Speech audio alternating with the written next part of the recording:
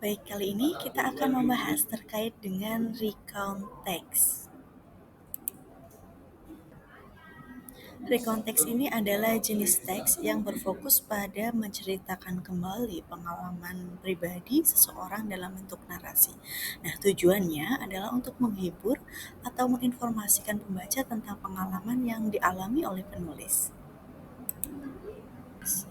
Kemudian dalam struktur dari recount text ini terdiri dari orientation, yaitu terkait dengan menyampaikan informasi dasar tentang pengalaman yang akan diceritakan. Di sini juga bisa dengan memperkenalkan siapa, kemudian apa, di mana, dan kapan pengalaman itu terjadi. Kemudian ada events, yaitu menjelaskan peristiwa-peristiwa dalam urutan yang kronologis. Jadi di sini dijelaskan secara berurutan, tidak secara loncat-loncat, sehingga akan memberikan kesan yang enak dibaca oleh pembaca. Kemudian re-evaluation memberikan pandangan pribadi tentang pengalaman tersebut, dan reorientation yaitu dengan menutup teks dengan memberikan kesimpulan atau pesan akhir.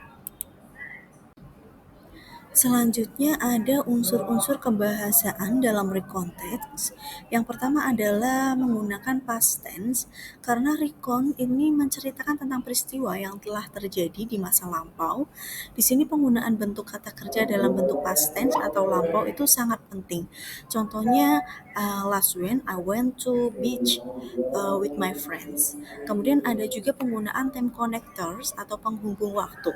Di sini untuk menjelaskan urutan peristiwa, penggunaan kata penghubung waktu seperti first, then, next, after that, finally, dan sejenisnya, sehingga membantu alur cerita agar lebih terstruktur. Contohnya, first, we visited the museum, then we have lunch at a local restaurant. Dan selanjutnya ada descriptive language atau bahasa deskriptif. Di sini recount text menggunakan bahasa yang deskriptif dan yang akan membantu pembaca membayangkan pengalaman yang diceritakan. Hal ini melibatkan penggunaan adjektiva dan adverbia yang dapat menggambarkan suasana tempat, kemudian perasaan dan kondisi di sana. Contohnya bisa menggunakan the sky was clear and the water shimmered in the sunlight. Dan terakhir ada penggunaan sensori detail atau detail sensorik. Hal ini dengan menambahkan detail sensorik seperti pengamatan visual, kemudian ada pendengaran, penciuman, kemudian rasa dan perabaan dapat membuat pembaca itu merasa lebih terlihat dalam cerita penulis. Contohnya misal the aroma of freshly baked bread wafted through the air. Oke, selanjutnya kita akan membahas lebih mendalam terkait dengan simple past tense. Tentunya kalian pernah mendengar simple past tense di kelas 7, 8, atau di kelas 9. Dan past tense ini merupakan bentuk kata kerja yang digunakan untuk menggambarkan peristiwa, tindakan, atau keadaan yang terjadi di masa lampau dan sudah selesai. Dengan rumusnya adalah penggunaan subjek, kemudian diikuti dengan verb 2 atau verb ed. Biasanya kalian bisa mengingatnya.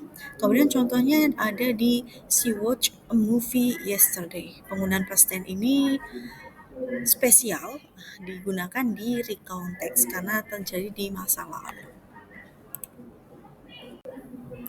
Oke, setelah mengetahui terkait dengan past tense tadi, coba teman-teman itu pecahkan permasalahan pada slide ini, di mana try to find verb to atau verb ed pada kalimat-kalimat berikut.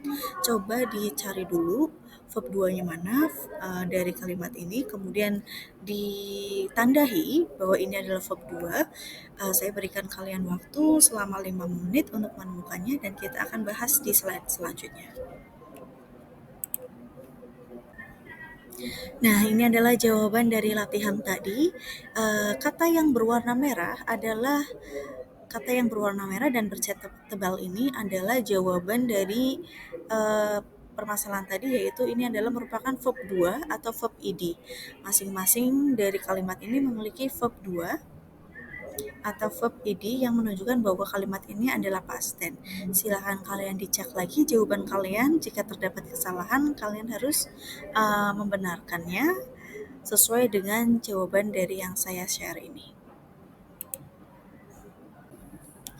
Selanjutnya adalah let's practice, di mana kalian diminta untuk change sentence below into past tense. Jadi dirubah kalimat berikut menjadi kalimat past tense. Saya berikan kalian waktu dalam 10 menit untuk menyelesaikannya dan kita bahas pada slide selanjutnya. Baik, berikut adalah jawaban dari Let's Practice pada slide sebelumnya. Silakan teman-teman koreksi masing-masing apakah terdapat kekeliruan dalam jawaban teman-teman. Jika ada, maka teman-teman bisa mulai perbaiki dan kita lanjut pada pembahasan materi selanjutnya. Kemudian sedikit saya sampaikan bahwa perubahan dari simple present tense menuju simple past tense hanya dirubah dari verb-nya saja dan yang lainnya dalam menyesuaikan. Selanjutnya kita membahas terkait dengan sensory details dalam unsur kebahasaan dari recontext. Penggunaan sensory details ini adalah cara untuk menjelaskan pengalaman dengan merujuk pada indera manusia. Indera manusia itu ada apa aja? Ada berupa penglihatan, kemudian ada pendengaran, ada penciuman, ada perasaan, dan juga indera pengecapan. Kemudian menggunakan sensory detail dalam recontext ini dapat membuat cerita kalian itu lebih hidup dan memikat pembaca. Oke, kemudian terkait dengan sensory detail, ada beberapa contoh atau macam dari sensory detail ini, terutama pada recontext, itu kita bisa menggunakan sensory tadi sudah dijelaskan adalah penglihatan, kemudian pendengaran, kemudian ada penciuman, kemudian indera peraba kita dan indera perasa kita. Dalam menggunakan indera penglihatan, kita bisa menggunakan kata-kata yang menggambarkan apa yang bisa dilihat oleh narator atau karakter. Nah, kata-kata yang bisa digunakan mungkin sebagai contoh menggunakan untuk menggambarkan langit di sore hari bisa menggunakan the sky was painted in orange and pink, for example. Dan kemudian pada pendengaran atau hearing, kita bisa menggunakan kata-kata yang merujuk pada suara yang bisa didengar selama peristiwa itu terjadi. Nah, kemudian ada juga dari indera penciuman. Indera penciuman itu menggunakan kata-kata yang menggambarkan aroma atau bau yang dirasakan selama peristiwa. Misal pada peristiwa tersebut kalian itu mencium bau roti di pinggir jalan, kalian bisa menyampaikannya dalam recontext. Kemudian ada lagi terkait dengan perasaan atau touch. Nah, touch ini menggunakan kata-kata yang merujuk pada perasaan fisik, sentuhan atau sensasi yang terjadi selama peristiwa. Misal bisa juga contohnya ya, the cool breeze brushed against my skin, for example kayak gitu. Kemudian ada lagi terakhir adalah indera perasa atau pengecapan atau taste. Ini menggunakan kata-kata yang menggambarkan rasa makanan atau minuman yang dirasakan selama peristiwa. Jika ada, bisa dimasukkan ke dalam recontext kalian. Oke, setelah kalian sudah mempelajari terkait dengan dasar-dasar dari konteks, ada strukturnya tadi, kemudian definisi dan ada tujuannya, dan terakhir adalah unsur dari kebahasaannya.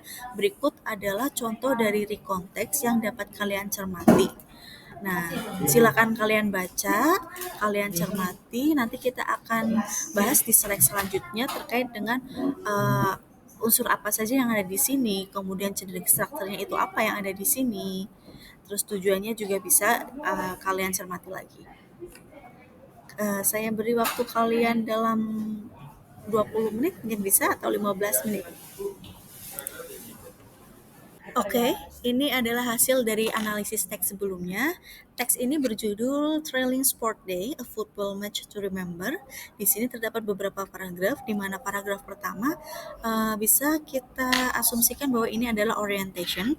Kemudian beberapa paragraf selanjutnya adalah events, di mana events ini saling berkaitan atau kronologi tadi sudah saya sebutkan, sehingga kalau kronologi ini tuh bisa memudahkan pembaca untuk memahaminya daripada events yang loncat-loncat. Nah, kalau loncat-loncat pembaca aja bingung, apalagi yang dengerin bingung pembacanya. Kemudian dua terakhir adalah re-evaluation, di mana di sini berisi terkait dengan pendapat kita, dan terakhir adalah reorientation, yang adalah kalimat penutupnya. Dan pada kata yang bergaris, yang bercetak tebal, kemudian berwarna merah ini adalah time konektornya. Nah, di sini membantu kita untuk memahami kapan itu terjadi dan membuat paragraf ini tuh bisa saling berkaitan. On a sunny Saturday morning, ini bisa juga kita katakan sebagai sense of sight atau penglihatannya. Kemudian ada juga pada penglihatan kita bisa melihat with colorful banners and flag and setting the stage for accelerating game. Kemudian pada indera perasa kita bisa melihat di the ball move swiftly as players dribble and pass, karena ini bisa dirasakan oleh masing-masing pemainnya.